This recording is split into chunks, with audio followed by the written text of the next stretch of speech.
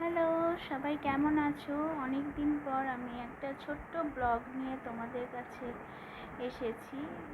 যেটা হলো ঘরে 14 বাতি দেওয়ার পর আমি আর ছেলে বেরিয়ে পড়েছিলাম কাছাকাছি কিছু প্যান্ডেল হপিং করতে কালী পুজো। তো আমাদের এখানে কালী পুজোতেও খুব সুন্দর আশেপাশে সাজানো হয়। আর এখন যে আমি পুজোটা দেখতে যাচ্ছি, এটা হিন্দু এবং মুসলিম সমন্বয়ে এরা পুজো করে, দুই সম্প্রদায়ের লোকেরাই পুজো করে আর কি। তো খুব সুন্দর হয়েছে ঠাকুরটা। তো এই ঠাকুরটা দেখার পর আমরা নেক্সট ঠাকুর দেখতে চলে যাই। আর এখানে কিছু আমি আর আমার ছেলের ভিডিও করে নিচ্ছিলাম। এখন আর স্টিল ফটো তুলতে ভালোই লাগে না।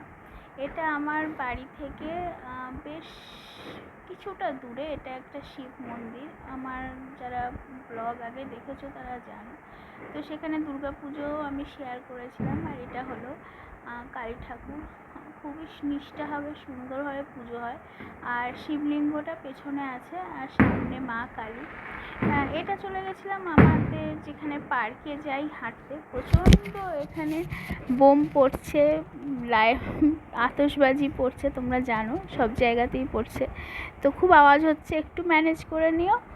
তো এটা একদম আমাদের পার্কে, আমাদের গ্রুপের একজনের বাড়ির কাছে, কিন্তু আমি আর তার বাড়ি যাইনি। আমি জানি সেই ভিডিওটা দেখলে খুবই রাগ করবে যে একটু দেখা করে গেলে না, এত বাড়ির কাছে, একদমই ওর বাড়ির কাছেই গেছিলাম।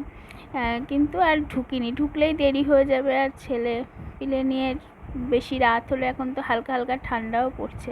তো এটা আমার একদম পার্কের কাছে পুজো। তো এই ঠাকুরটা শুনেছি অনেকবারই যে খুব সুন্দর করে। আমি এই প্রথমবার, এই নিয়ে 2-3 বার হলো ঠাকুর আমি দেখেছি।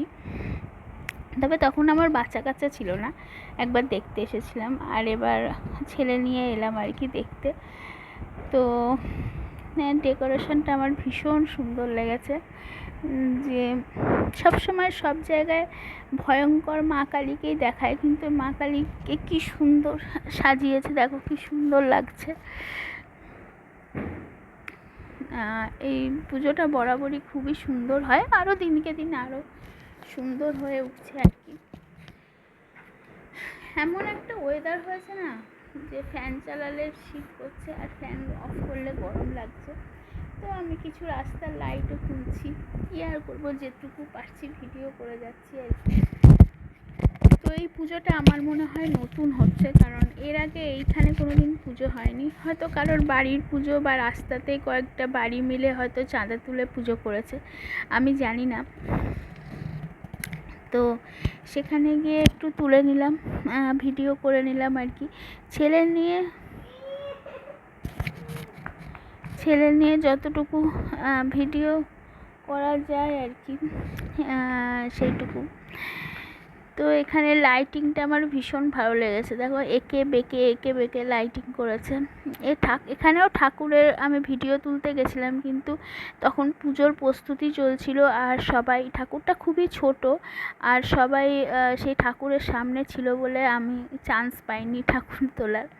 এটা হলো পোস্ট অফিস, মানে আমার বাড়ির কাছে একদম সেখানকার ঠাকুর। তো এই ঠাকুরটা এবারে দেখছি একটু সাইজে ছোট হয়ে গেছে, অন্যবার তো অনেক বড় ঠাকুর হয়। আর এটা পোস্ট অফিসের মোড়, আমার বাড়ি থেকে একদম যাওয়ার পথে সেখানকার ঠাকুর। আর আমি পুরোহিতকে দেখে অবাক হয়ে গেছি, কারণ এও আমাদের দুর্গাপুজোর সময় পুরোহিত করেছে। আর এই ঠাকুরটা আর একটু দূরে গিয়ে। তো এবছরের মতো আমার কালী পুজোর প্যান্ডেল হপিং, ঠাকুর দেখা সব শেষ। চলো টাটা।